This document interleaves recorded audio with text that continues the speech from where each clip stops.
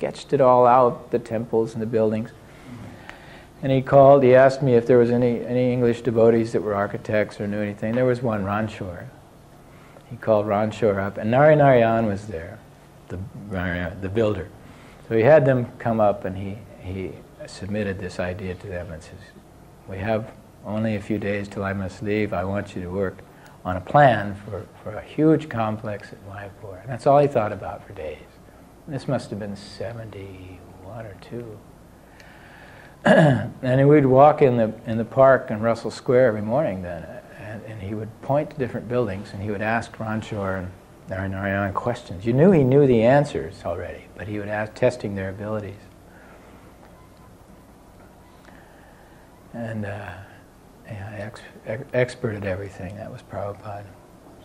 And yet, there was for all of this vitality and excitement and adventurism and dynamic vibration around Prabhupada, there was an ineffable air of shell, almost like of softness.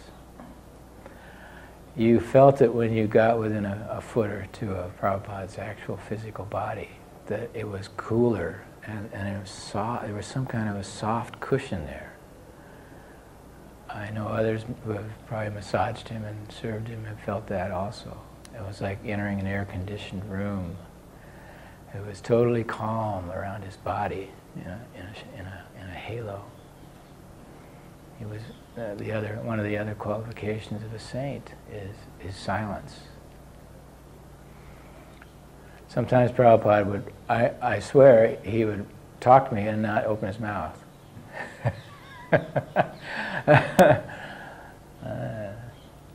I'd look up, and he'd just be looking at me. And I would have heard a full conversation in my head.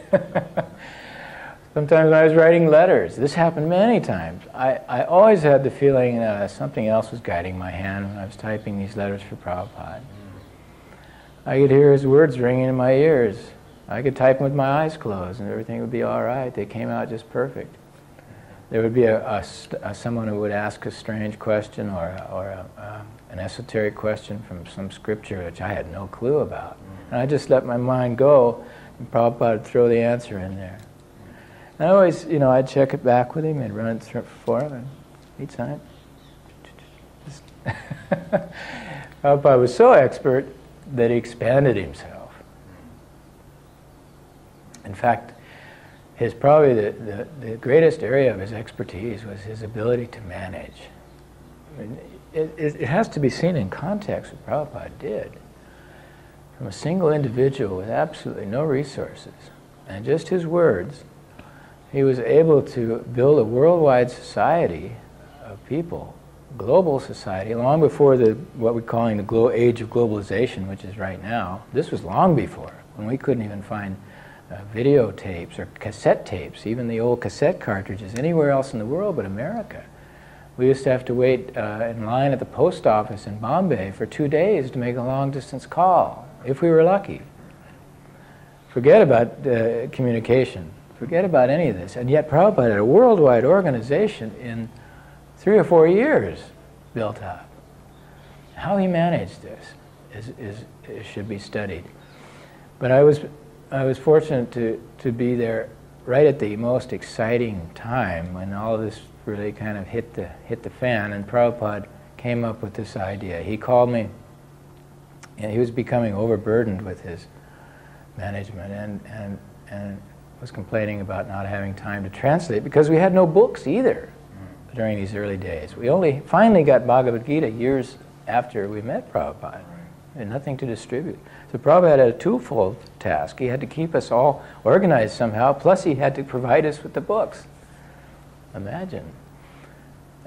So in order to provide himself with the time to translate, he came up with this idea of a GBC, a governing body commission. He called me in early one morning. And this idea sprang from his head, full-blown, like he'd probably been thinking about it for a long time, and sleepless nights. I never saw him sleep. So I'm sure that he was working on his managerial problems during that time. And he said, Shamsundar, take dictation. Henceforth I want to govern the society this way. And you write it down and send copies of this out to the various leaders whom I shall appoint. And his idea was, at that time and forevermore, to divide the world into 12 zones. And that each of these zones would be managed by one person, and that person would be a householder or someone who had business experience. Tamal Krishna Goswami was the one exception at the time, because he had just taken sannyas very recently, and Prabhupada allowed him to be the GBC for India because he was the only qualified man at the time. There were no Indian devotees had yet come up. So he wanted householders, managers, businessmen to run his society and manage all the business affairs. And the sannyasis should be free and should roam from zone to zone, wherever their feet would take them, and preach, period. Now I think those two functions have gotten intermixed and diluted. I know Prabhupada's original intent, and it was not to change. That was it. And he even said, he sent a letter out to the 12 GBC men. He said, but this shall be a democracy, and if there are matters that affect the whole society, then you shall all vote. And the unanimous, because we are a democracy, the unanimous vote will hold. And if there's a deadlock, I will throw the remaining vote, but only if it's a grievous error. Somebody must have a copy of that original. It's in the database, the original letter like that. You seen that? Yeah. He would call me in some mornings and say, "Oh, we have 4 invitations here, from Los Angeles, from Tokyo, from this place, that place, all rather ordinary big cities, and this one from Brahmananda in Africa. What do you think we should do?" I would say, "Prabhupada, Africa, we've never been to Africa." "Yes, let us go to Africa. Make arrangements." He got bored with sitting around the established temples. He loved it, of course, but he knew while he had the energy, and that period of time was ripe for just spreading Krishna consciousness, throwing the seeds out there as far as he could, fast as he could. Africa, God, that was an eye-opener. Black Africa, wow. Brahmananda had been there, and a couple of other boys, but they'd more or less gotten allied with the Indian community in Nairobi and had not made many inroads into the African community. So shortly after he arrived, Prabhupada was talking to Brahmananda and asking him, had he been having kirtans in public yet? Brahmananda said, "No, Prabhupada." Brahmananda, a huge guy, fearless it seems, was intimidated by the whole idea. And Prabhupada says, "Okay, then you all will go, now there are 4 of you, you will go for kirtan in Nairobi." So Brahmananda, the other boy who was there, myself, and Aravinda, who was Prabhupada's other servant, went out one afternoon, just scared to death. I mean, on the way there, we saw this guy walking down the street with a bloody zebra skin over his... When we came into land, they had to make 2 swoops because there were some giraffes on the runway.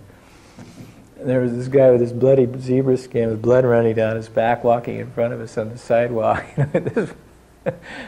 Well, it's nothing compared to Gargamuni and those guys who had gone across, well, Brahmananda, who had already gone across Turkey and into Pakistan.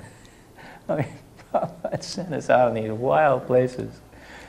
And so we very hesitantly started up our little kirtan in the middle of this city park under a tree. And within no time, hundreds of Africans gathered around. And this was, I think it was rather a low-class section of town. They didn't have much money.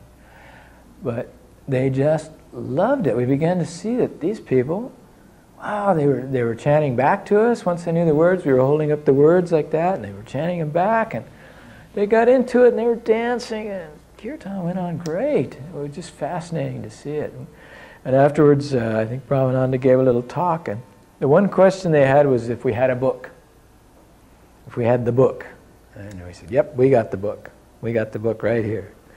And from that day on, Krishna consciousness was rooted in Africa. Devotees started coming, black African devotees. So Prabhupada was always out there on the cutting edge in the wilds. He didn't like the sedate.